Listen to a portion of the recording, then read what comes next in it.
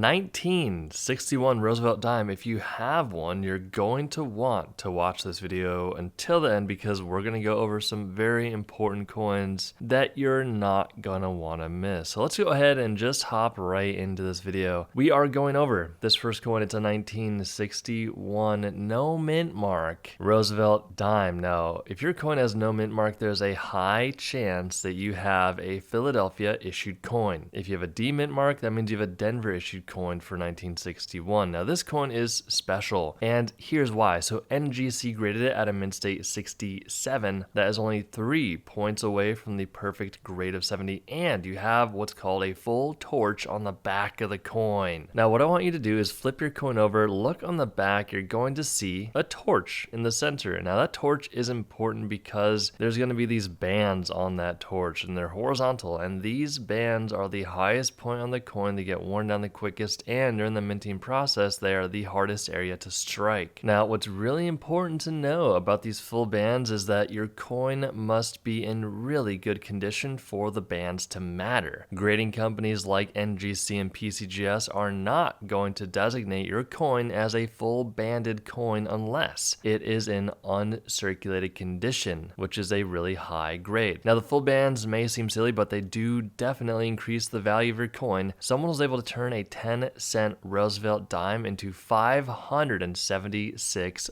buckaroos. We're moving right along into a PCGS graded mint state 67 full bands coin. Now, this one sold on Heritage Auctions in a final sale, paid in full for $822.50. Now, we've got a really interesting coin here, guys. PCGS graded this coin at a mint state 67 plus, and as you can see, there is quite a good amount of toning going on with this coin. So toning is that coloration that you do see. Toning can increase the value of the coin. It can impact the eye appeal of the coin, how the coin looks, and some collectors love it, some hate it, some are neutral. It all really just depends on what a collector wants in their collection. Now, what's cool about this coin is I pointed out the plus designation. There are 43 coins at the time of this sale that were graded by PCGS at a 67. That's 43, and there's only one that had the plus designation, and that is this coin. So the plus designation is given by a grader, and it can increase the value of the coin quite a bit. This little Roosevelt dime from 1961 was able to sell online for $998.75. 1961, no mint mark for this 10-cent coin. It is a PCGS graded mint state 67 with the full bands on the back. Once again, those full bands are there, and this coin was able to sell for a staggering $1,880. 1961 Denver issued coin. Now, you're going to see that with the D mint mark on the back bottom center left area of the coin, as I was saying earlier, and PCGS graded this coin at a mint state 67 plus. There are the full bands on the back, and this coin was able to sell online for $1,997.50.